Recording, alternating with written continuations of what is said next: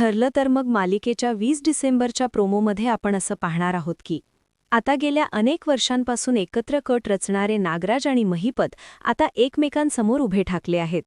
नागराज रागाच्या भरात महिपतवर ओरडताना दिसतोय.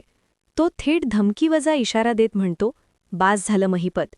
आता जर मी तुझा गेम केला ना तर माझं रहस्य तुझ्यासोबतच कायमचं गाडलं जाईल.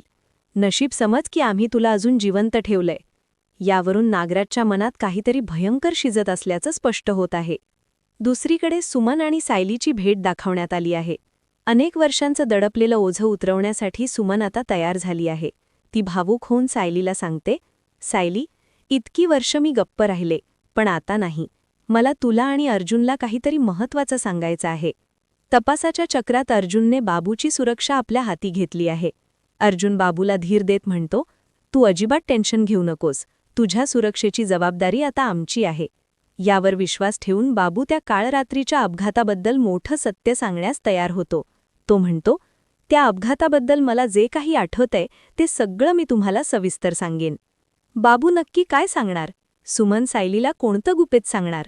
आणि नागराज खरोखरच महिपतचा काटा काढणार का? हे पाहणं आता रंजक ठरणार आहे. भेटूया पुढील भागात. तोपर्यंत नमस्कार.